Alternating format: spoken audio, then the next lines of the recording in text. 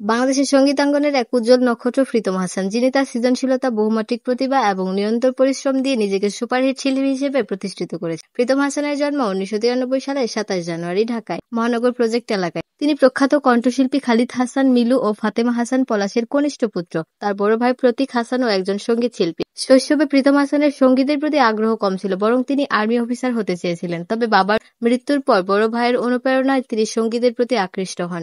মাধ্যমিকের পর ফুপুর উপহার দেওয়া কম্পিউটার দিয়েই রিদম তৈরির মাধ্যমে তার সঙ্গীত যাত্রা শুরু হয়। রিদমের সঙ্গীত জীবনের সূচনা হয় হাবিব ওয়াহিদের সঙ্গে কাজের মাধ্যমে। আসো মামা হ্যাঁ, লোকাল বাস, জাদুকর, রাজকুমার, বেঈমান, বিয়ান সাহেব ইত্যাদি গানগুলো তার জনপ্রিয়তার শীর্ষে পৌঁছে দিয়েছে। তিনি চলচ্চিত্রের জন্য গান সুর করেছেন, যেমন অস্তিত্ব, রাজনীতি ও দেবী। অভিনয়েও তিনি দক্ষতা দেখিয়েছেন। ইমোশনাল ফুল, 700 টাকা, কাটা শ ইত্যাদি নাটকে চলচ্চিত্রে অভিনয় করে প্রশংসিত হয়েছে। 2022 সালের 28 অক্টোবর প্রীতম হাসান বিয়ে করেন অভিনেত্রী ও মডেল শাহতাজ মনিরা হাসিমকে। বিয়ের অনুষ্ঠানটি সিলেটের শ্রীমঙ্গলে একটি 5 তারকা অনুষ্ঠানে অনুষ্ঠিত হয়, যেখানে উপস্থিত ছিলেন মিডিয়া তারকা অনেকেই। শাহতাজে প্রীতমের জাদুকর গানের মিউজিক ভিডিওতে অভিনয় করেছেন। প্রীতম হাসান একজন বহুমুখী প্রতিভার অধিকারী। তিনি সঙ্গীত, অভিনয়, মডেলিং এবং প্রযোজনায় সমান দক্ষ।